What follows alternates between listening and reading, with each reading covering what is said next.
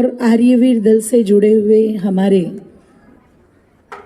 वो सभी सम्मानित अध्यापक शिक्षकगण जिन्होंने आप लोगों को निरंतर 12 दिनों से ये प्रशिक्षण दिया है और उनकी इच्छाएं आप लोगों को बहुत कुछ देने की थी, इसलिए वो कह रहे थे कि अभी मैं पूरी तरह से संतुष्ट नहीं हूँ। मेरा हृदय तो बहुत कुछ देने का है इस देश के भावी भविष्य को, और भविष्य में अवसर मिला तो शायद वो इसमें प्रयास भी करेंगे। सम्मानित सभी विद्यालय परिवार और हमारे इस आर्य समाज के सभी पदाधिकारी वृंद और मेरे सामने बैठे हुए देश के भावी भविष्य सभी प्यारे विद्यार्थियों, 2 मिनट बस आप लोगों के बीच में कुछ निवेदन करूंगी। एक बार सीधे होके बैठेंगे सभी। अच्छा, आप में से बूढ़ा कौन कौन होना चाहता है? जल्दी जरा हाथ उठाना एक बार। कोई चाहता है?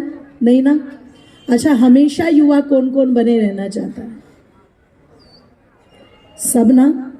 तो एक नियम अपना लीजिए कि जब भी आप बैठे तो आपकी जो रीढ़ की हड्डी है, बैकबोन, वो बिल्कुल सीधी होनी चाहिए। उसे कभी भी झुका के न बैठे और 2 मिनट बिल्कुल ध्यान से सुनेंगे। एक बार मेरे साथ में उद्घोष करेंगे, बोलिए भारत माता की, भारत माता की, भारत माता की। सबसे पहले तो जो सुंदर प्रदर्शन आप लोगों ने किया है, एक बार उसके लिए जोरदार करतल ध्वनि से अपना ही स्वागत करें। बहुत बहुत शुभकामनाएं आर्य समाज पिंपरी को, जिन्होंने एक बहुत अच्छा कदम इस दिशा में उठाया, और धन्यवाद उन विद्यालय परिवारों को भी जिन्होंने अपने विद्यालय को इस विद्या के साथ में जोड़ा।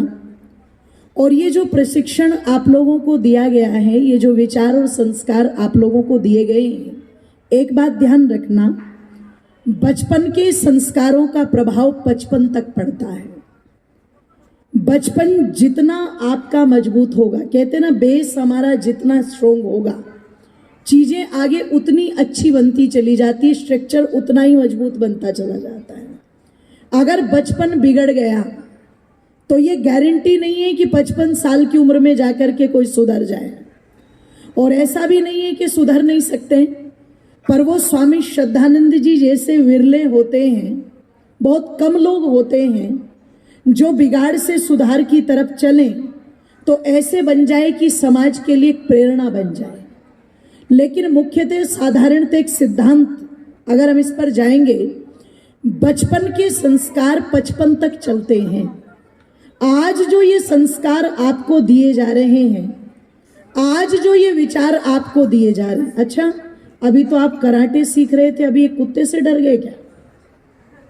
आप तो बहुत मजबूत हो ना। आर्य वीर और आर्य वीरांगनाएं हो, और आर्य वीर और आर्य वीरांगनाएं कैसे होते हैं? जैसे शकुंतला के पुत्र भरत ने शेरों के बच्चों के दांत गिने थे, तो आप सोच करके देखना, विचार करके देखना कितना बल उनमें रहा होगा।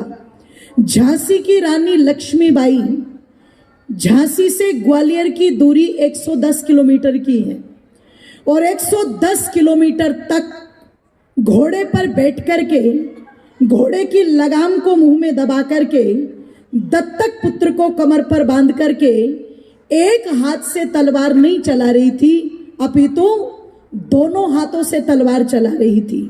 और तलवार चलाने की झांसी की रानी की गति कितनी होगी जरा सोच करके देखना।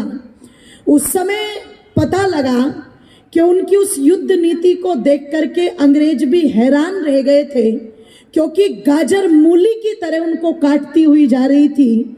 इसीलिए एक अंग्रेज जब लेखनी चलाने लगा तो उसने एक बात कही कि भारत के अंदर हम जितने वर्ष भी रहे, हमने लड़ने वाले मर्दाने तो बहुत देखे, पर मर्दानी अगर कोई देखी तो वो झांसी की रानी देखी, जिस पर सुभद्रा कुमारी चौहान ने अपनी पंक्तियां लिखी थी कि बुंदेले हर बोलो के मुंह हमने सुनी कहानी थी।